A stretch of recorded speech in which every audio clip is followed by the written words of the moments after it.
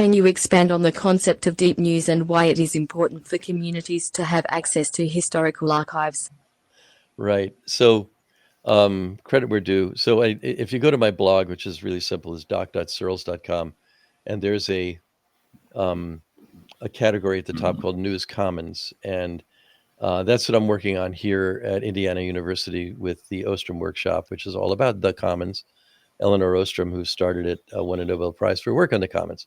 Anyway, we want to have a news commons here where newspapers have pretty much gone out of business. They were the center that held in the world and in the print age, and now for the most part they're gone.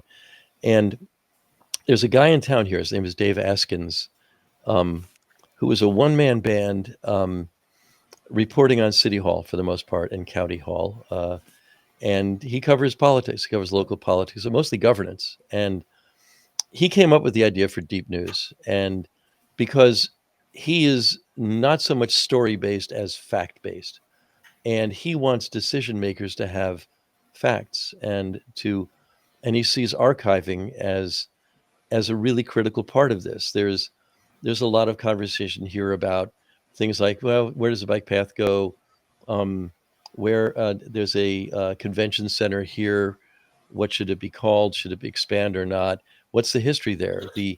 There's a history. They want to move the police station, and it's a really complicated thing because where the police station could move is onto city property, but the property that this police station's on now is actually family property, where the provenance of who owns what and what rights lie where is really complicated.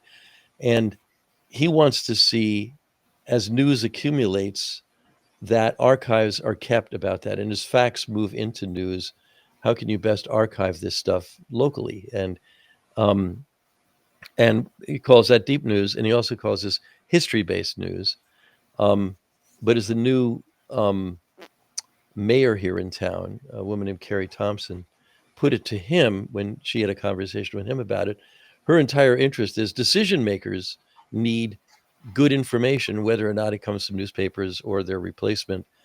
And how do they get that? And having history-based news, among other things, and having good archives are a good way to frame that stuff up. So part of what we're working on here is the deep news part of it, but also what we call wide news, which is lots of different reporters contributing to a kind of a commons, and whole news, which is the way that thing actually works. And this is, I have I think 8 or 9 posts so far on this, which use a lot of AI, at least in the art side of it, which is kind of fun. And so anyway, so deep news is basically archive-based news and fact-based news. And that's at odds with the writing of stories, because stories are generally biased by the need to tell a story and have the characters have qualities that are human